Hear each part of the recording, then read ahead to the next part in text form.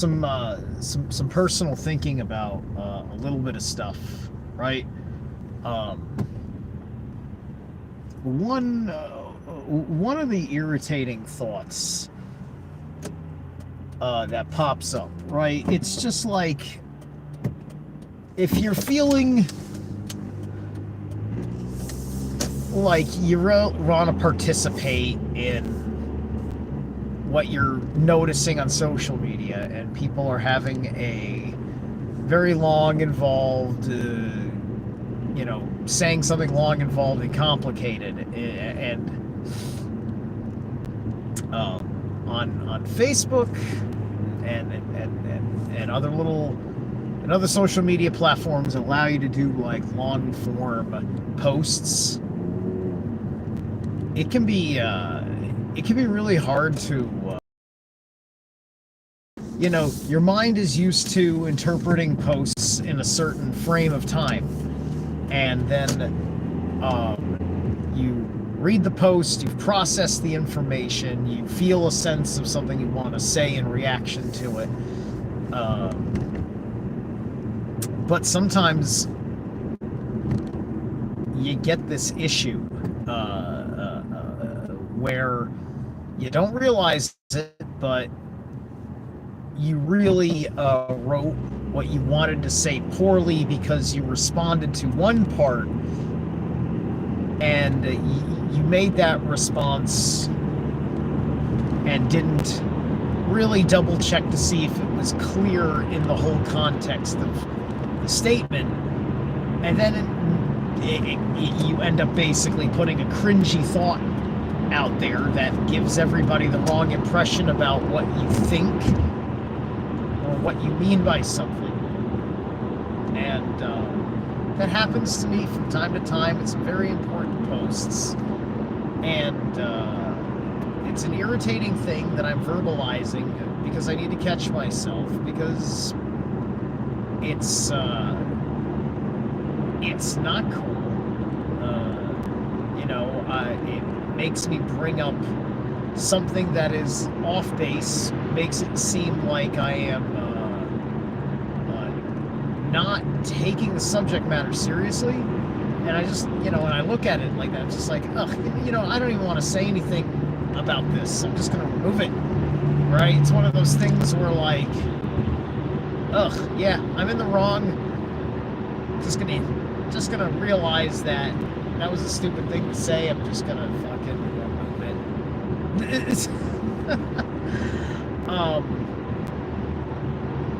And I can kind of take myself too seriously sometimes, trying to do this stuff just because I'm getting used to functioning in the different world that I've stepped into now.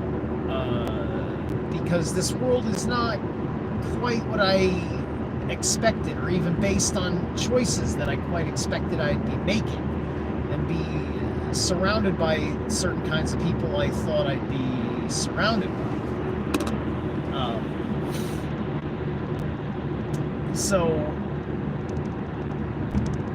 I'm having different conversations. I'm using my talents in different ways. I am working with different people than I thought I would be, and so that can kind of put me into a weird place where it's just like,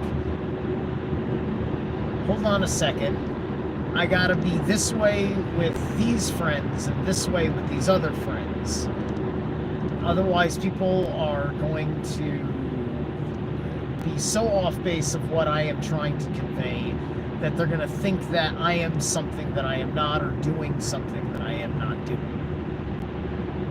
And those things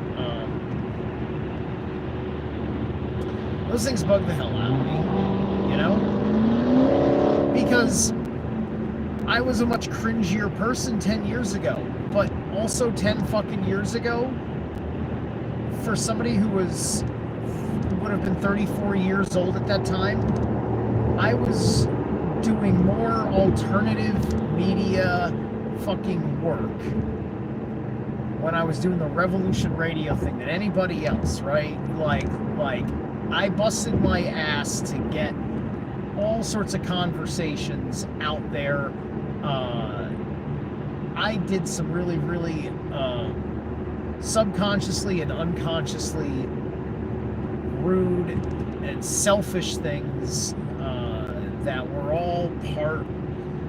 It all got wrapped up in my obsession with fighting the New World Order because that was making life way too difficult for me. So I said, fuck it. I practically blame this for why I have a life that I can't get my shit together. Right? And there's 20 million fucking things that you don't know about the basics that are so fucking embarrassing. And you don't fucking, and nobody usually turns to anybody because it's really fucking embarrassing.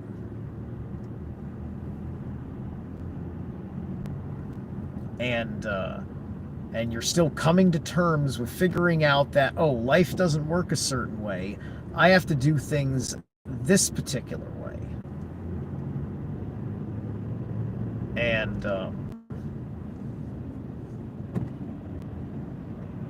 it is very, very strange the way, when we're younger, how hard it is to convey that.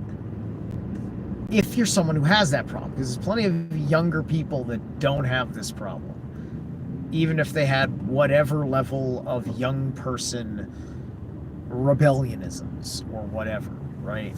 You know, I mean, one thing that's become very obvious to me now, I think Generation X was the last generation that had rebellion in them, right? Like, counterculturing kept going on. There was always somebody saying, this is the new way I'm pushing culture. This is the new thing I want to do. This is part of me doing what's right, and living in a way that I think is the most right. All right, there's always going to be that. You know, that's practically what I'm doing. You know, I suppose we're all doing that. The rebellion against our parents a little bit, kind of, per se. Right? But there's there's a big difference between your ordinary level of rebellion and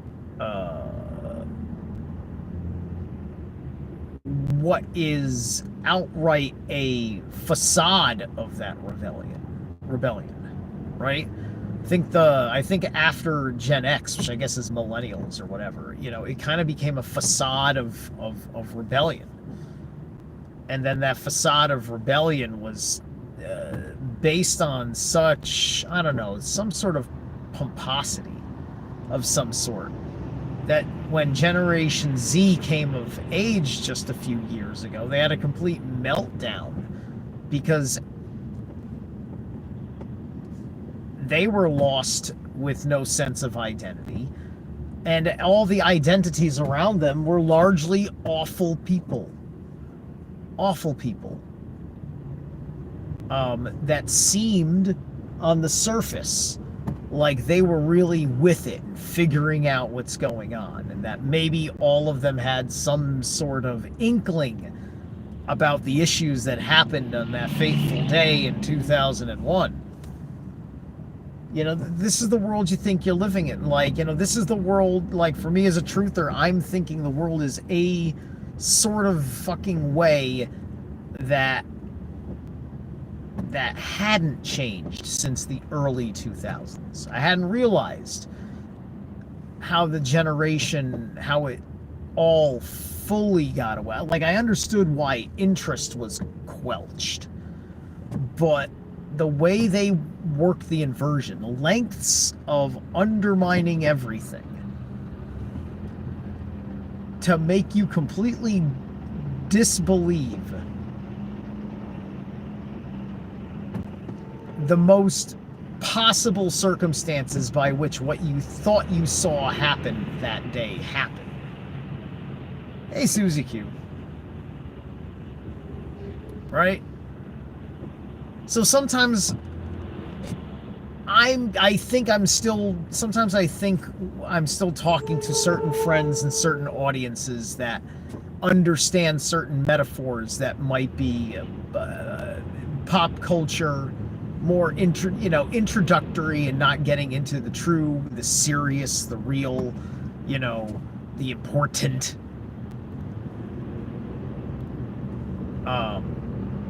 And that's it's partially I enjoy still having time to talk about those things, and B,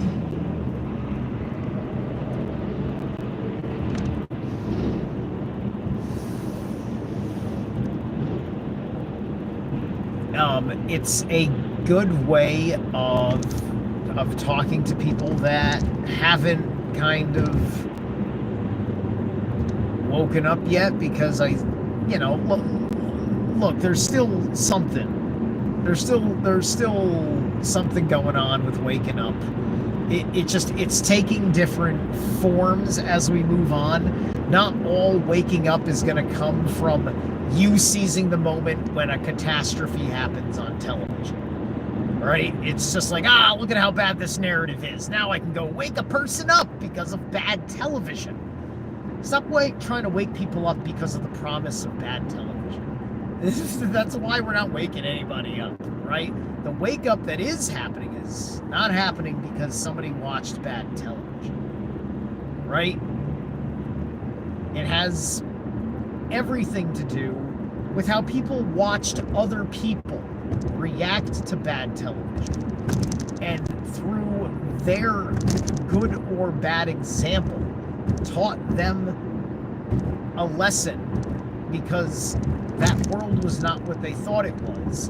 It threw them off base. They didn't have another base to anchor onto as of yet, and it gave them that period of time to explore. They had a permission slip to not be locked in a belief system as they watched people's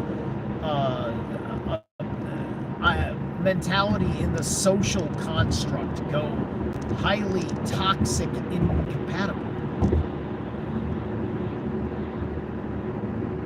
That's the kind of stuff that woke them up. People wake up when they get kicked out of, or they walk out of a collective.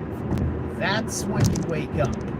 You wake up once you are able to look at the group that you've been in, that has been holding the frequency of your ignorance, and say, I need separation. I need time. I need time and space. Reading Heidegger, Dasein, right? I need to have another state of being, another way of existing for 5 seconds. I need to change my scenario. I need to change my habits, my routines, my processes, my procedures, to give my mind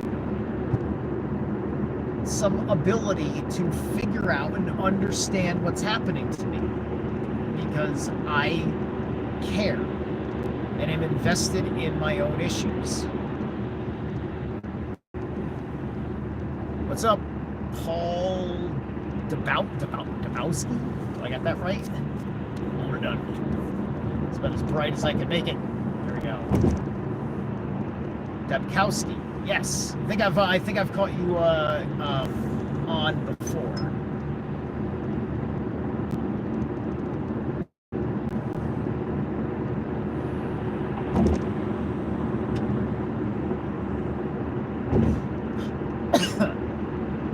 And so you see, with all this stuff I do where I kind of misspeak and things like that, in the level of my personal demons, there's a lot of, there's a whole lot of that going on, which comes from the uncertainty of things, the how much I'm just itching to be like, I gotta say it, right? And, working on making sure all of that comes together. All that comes together in an actual coherent thought. And when it doesn't, I got this thing about owning it, right? Unless it's a problem for someone else. If my words have been a misrepresentation of someone else, then I gotta take down those words. Someone else or someone else's work, right?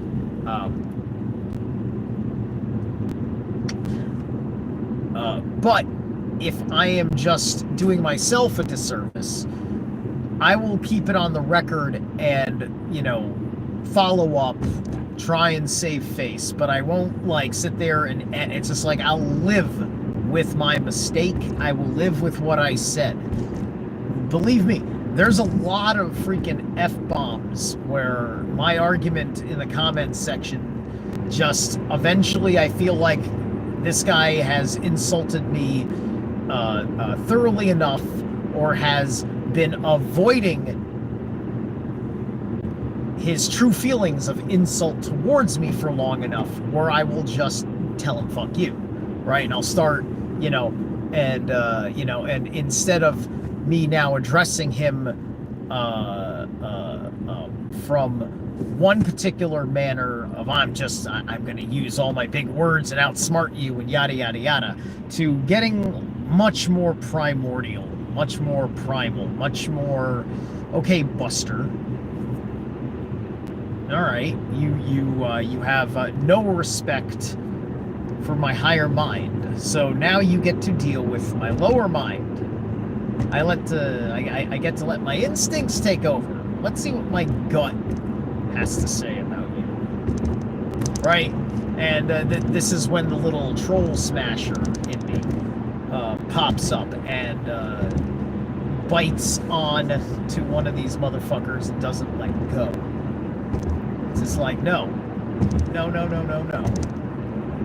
You, sir, are an asshole, son of a bitch, a bully. I am going to argue with you until the end of time. This thread is going to be a war zone that people can read for their own entertainment. Because you, sir, have thoroughly pissed me off, and I feel in the divine right to retaliate. And then, I just give him the worst freaking cut down. You can imagine with my relentlessness as I force him to stop responding like a schlub. Because if he, I don't demagogue unless they start repeating themselves and acting like it's the first time they said it, even though it's like all right there in the thread and he said it twice before in what's already turning into like a 6-comment argument, like these kinds of things, right?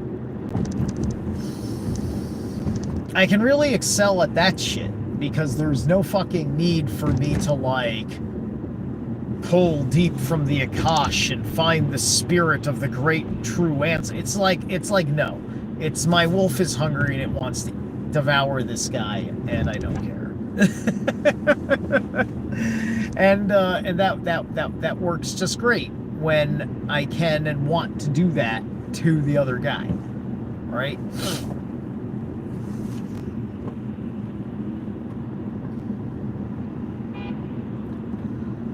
So the other thing that is about that is that there's definitely always been a message that I ignore to my detriment.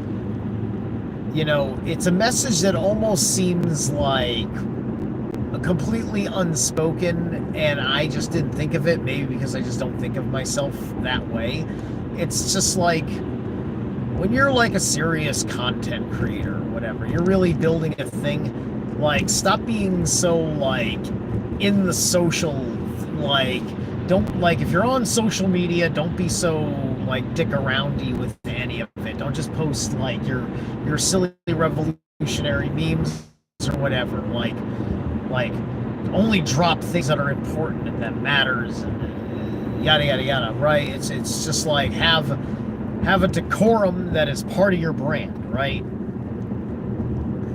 And I guess I've always kind of not had to ever do that because it just sounds like I have to cater my behavior towards the product that serves me. And how does the product serve me if I can't do what I want to do, which is typically to get really down and dirty in the mosh pits of social media and argue in chat rooms and comment sections once in a while, like almost like I'm a king, but I like to play in the dirt with the peasants. You know what I mean? It's kind of like that for me. Which, you know, seems fine on a low aspiration level, right? But then people look at you, it's like, dude, you're not gonna fucking succeed like that. What you're doing is so cringy. And they're probably right that it's super fucking cringy, and I should get better and do it better. If I'm gonna bother to do it at all. Because I have to do it the right way. Like at the end of the day, I think the main reason why I do something that is supposed to serve a very good end, but everybody is like against it, while they only really become against it when they see me doing it, and they don't want to admit that it's a good idea that I'm executing poorly, right? Some people are cool and they say like, look, you know, if you could actually do that, Steve, I think it might have been the right move, but I think you shouldn't do that. If they say that, that's totally different, and that's cool. Hey, it's Nick. It's Nick Oracle. What's up, everybody? Nick Oracle. She's cool. She's from the Library of the Untold fellas. She's got her own channel. She's reading some stuff right now. I think she's still going through Thoth the Atlantean, or the Emerald Tablets or whatnot. So she's been reading that for a hot minute. I don't know if she's moved on to something else, and I have to jump back on there and listen to more of what you're doing. Oh, thank you. And I hear how you read, and yeah, you do the same, like you have the same like reading style. Same thing with Here Now and Rad. If you like what I'm doing with reading, check out Nick Oracle over here and check out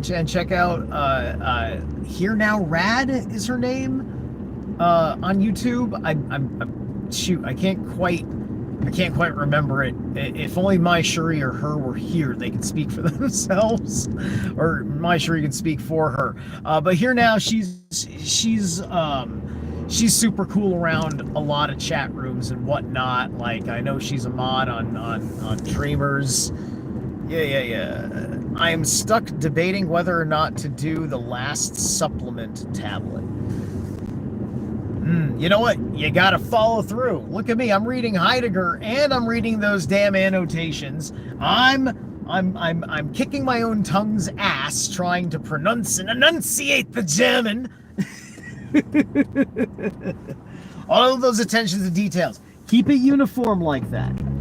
Keep it uniform. You got rules, you work with those rules. That's also going to be good for the audience. I'm speaking for myself here too, because then the audience knows with a strong idea of what to expect from the kind of read. Right? It's just like Steve reads Heidegger and he actually reads the annotations. Nobody ever reads the annotations. Good for Steve. I'm going to listen to Steve because I wanted to know those annotations. Right? Somebody could be like that. And that maybe me reading those annotations is like the hook. Right? Who knows? All I know is that I'm under 200 subs, and I've been doing this for a hot minute. And my last channel was 760 or 80 or something like that. 760 or 80, and then I got canceled because cancel culture was still happening when that happened. Yeah. Thank you. I don't know what I'm gonna after Heidegger. I'm not 100% sure what I'm gonna be doing. But if I do any more reading, I'm gonna try and not do a big chunker like Heidegger, because then it'll be like the only thing I make for my channel, unless like somebody hits me up like Gabe to do a collaboration, right? Because I may want to just diversify things a bit, but I mean, like, ultimately, I'm doing these things, like having these reads, because I'm just trying to attract people of a certain intelligence and attitude. People like all of you. Definitely people like all of you. Hold on one moment, too. Let's see. Add as a moderator. There you go. All right. Nick Oracle is now mod. You get a wrench. Thank you, my lady. All right. I'm gonna enjoy the rest of my my day. Gonna go make some dinner. I'll catch you guys later.